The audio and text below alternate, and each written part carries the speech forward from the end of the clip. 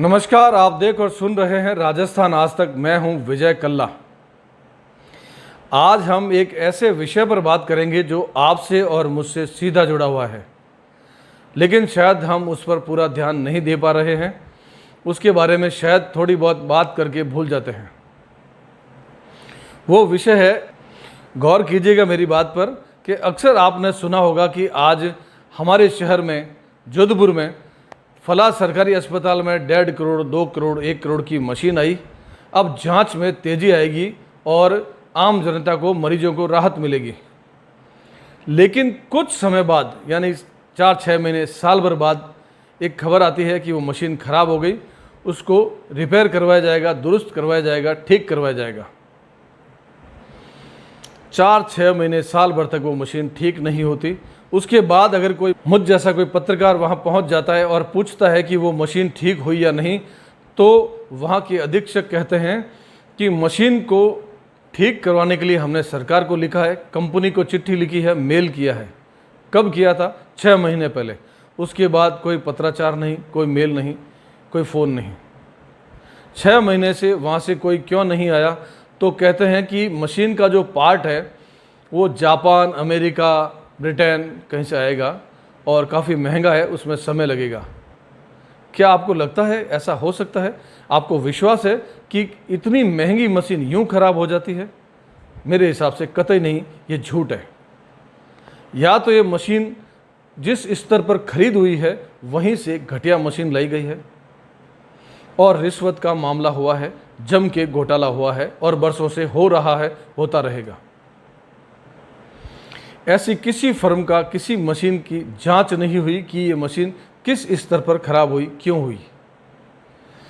खरीद में घोटाला हुआ है तो जिस कंपनी से खरीदी है उसको ब्लैक लिस्टेड करके उसके मालिक को गिरफ्तार करो और जेल में डाल दो, और जो पैसे का नुकसान हुआ है उसकी भी रिकवरी की जाए। और जिस अधिकारी ने घटिया मशीन खरीदी है, खरीद में शामिल थे, सिग्नेचर किए, हस्ताक्षर किए, बिल पास किए, उन सब को उठाकर जेल में डाल दो और उनकी नौकरी को निपटा दो, निलंबित कर दो, बर्खास्त कर दो। फिर आते हैं स्थानीय स्तर पर। अगर मशीन स्थानीय स्तर पर सरकारी अस्पताल में खराब की गई है, गौर कीजिएगा, अंडरलाइन कीजिएगा, जानबूझकर खराब की गई है, तो ऐसे खराब करने वालों को गिरफ्तार करके जेल में डालना चाहिए, जांच होनी चाहिए, लेकिन आज तक नहीं हुई। क्या तीसरा स्तर, क्या हमारा टेक्नीशियन जो तकनीकी तौर पर जो इसको काम में लेते हैं, वो बंदा क्या इस मशीन को काम में लेना जानता है? अगर नहीं और उसकी वजह से ख़राब हुई है तो उसको उठाकर अंदर कर दो, क्योंकि उसको पहले ही बार में कह देना चाहिए कि ये मशीन मुझसे नहीं चलेगी, मुझे चलानी नहीं आती। और अगर ऐसी बात है तो इस मशीन को खरीदी ही क्यों, जोधपुर में भेजा ही क्यों, या किसी भी सरकारी अस्पताल में भेजा ही क्यों? भेजने से पहले जिसको इस मशीन को चलाना है, ऑपरेट करना है, उसको प्रशिक्षण क्यों नहीं दिया प्रभु? ये एक बार नहीं हुआ है, सरकारें आती है और चली जाती है। पिछली सरकार में भी ऐसी मशीनें खरीदी गई, खराब हुई, और लोगों ने यहाँ तक कहा है कि ऐसी मशीनों को जानबूझकर या तो खराब खरीदी जाती है, जिससे वो पहले वाला लेवल खराब मशीन खरीद कर, महंगी खरीद कर, सस्ती घटिया मशीन खरीद कर करोड़ों रुपए अंदर कर लेते हैं, क्योंकि ऐसी मशीन एक नहीं कई सारी खरीदी जाती है। उसके बाद के घोटाले पर आते हैं तो स्थानीय स्तर पर जानबूझकर उस मशीन को खराब कर दिया जाता है, जिससे सारी जांचें बाहर हो, यानी अस्पताल से बाहर हो, प्राइवेट हो, निजी हो, वहाँ से उनको कमीशन मिलता है। या जो इस मशीन को ऑपरेट करता है, ऐसी मशीनों को ऑपरेट करते हैं, वो ख़राब कर देते हैं, जिससे उनको कमीशन मिलता रहे। और रिपेयर कराने के लिए जो कंपनी आती है, जो पार्ट्स लेकर आती है, वो भी उसको और कमीशन दे। अगर ऐसा है तो आपको और मुझको इसका विरोध बड़े स्तर पर करना चाहिए। मैं ये नहीं कहता कि पत्थर फेंकें को, लेकिन कम से कम विरोध तो करें। ये भी नहीं करना है पिंड छुड़ाओ, तो कम से कम चिट्ठी लिखें, मुख्यमंत्री को लिखें, कलेक्टर को लिखें, कमिश्नर को लिखें, स्थानीय स्तर पर अधीक्षक को चिट्ठी लिखें, फ़ोन करें, व्हाट्सएप करें, मेल करें कि ऐसा क्यों हो रहा है, और अगर हो रहा है तो इसकी जांच की जाए। कोई PIL लगाए, कोर्ट में जाए और कहे कि साहब ऐसे लोगों को रोको, गिरफ्तार करो, नौकरियां खा जाओ इनकी, कम से कम ये छाती कूटा बंद तो हो, वरना ये ऐसा ही चलता रहेगा। क्योंकि आज तक किसी ने कार्रवाई की ही नहीं। जांच कमेटी बिठाएंगे, जांच कमेटी में कोई एलियन नहीं आते, अमेरिका या जापान से कोई नहीं आते। जांच करने वाले हमारे ही लोग होते हैं, जिन्होंने घोटाले किए वैसे ही जांच करने वाले आते हैं। वो हम जैसे इंसान हैं, उनके भी रिश्ते होते हैं। जांच होती है और जांच का मतलब बात को ठंडे बस्ते में डालना। हो गई जांच। ऐसे किसी भी मामले में जब भी समाचार पत्र में आता है, जब भी टीवी पर आता है, आम जनता को इसका विरोध करना चाहिए।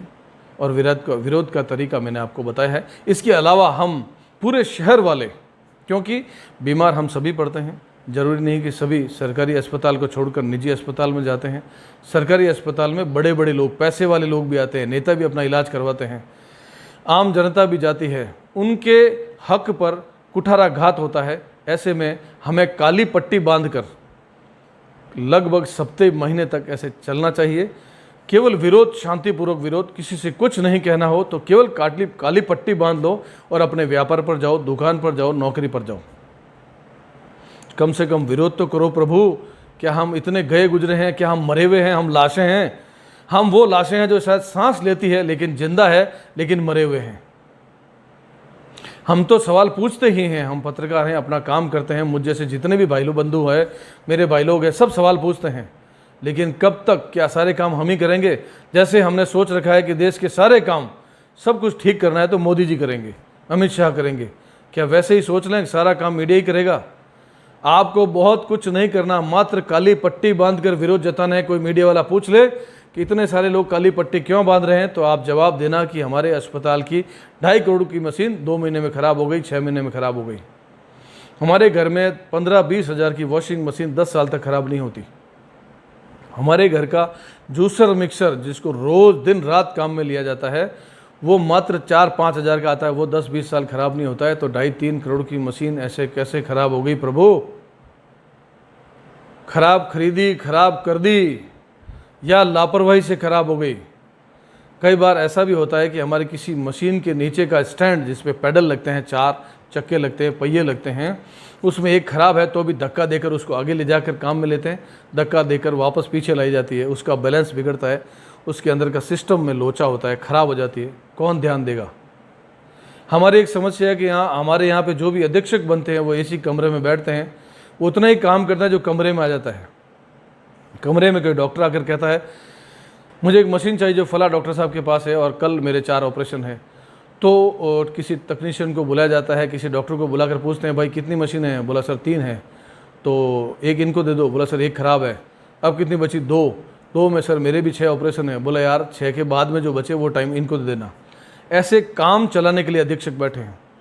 ऐसे में मैं पहले भी कह चुका हूँ कि किसी सीनियर IAS या RAS को बिठाया जाए, जिसके हाथ में हो कि तुरंत किसी गबागब को, गड़बड़ को पकड़े तो निलंबित करे, APO करे, तुरंत जांच करे। अब अधीक्षक जो बनते हैं वो खुद जूनियर होते हैं, उनके ताबे कौन आएगा, कौन सुनेगा उनकी? एक और बड़ी गड़बड़ है जो मैं आपको अगले खबर में, अगले समाचार में बताऊंगा। फिलहाल हम इस मशीन पर आते हैं कि सरकार, मुख्यमंत्री इस पर ध्यान दे, चिकित्सा मंत्री ध्यान दे, सीनियर IAS RAS ध्यान दे कि मशीन के खरीद में कोई घोटाला तो नहीं, स्थानीय स्तर पर कोई गड़बड़ तो नहीं। जांच करें प्रभु, कठोर जांच करें। क्या उसके लिए भी हमको योगी जी को यहाँ पर लाना पड़ेगा कि 6 महीने के लिए डेपुटेशन पर हमारे यहाँ आ जाओ, हमारे यहाँ काम करके जाओ, इन भ्रष्ट लोगों पर कार्यवाही करवाओ? हम अगली खबर लेकर फिर हाजिर होंगे। तब तक के लिए नमस्कार, जय हिंद, जय भारत। और प्रभु वो लाइक, शेयर और सब्सक्राइब जरूर करें, सब्सक्राइब करें, क्योंकि हमारा हौसला बढ़ता है। और कमेंट्स भी करें, कोई अच्छी बात कहें कि हमें लगे कि हाँ हमारी बात लोगों तक पहुंची और सही बात पहुंची, सही लोगों तक पहुंची।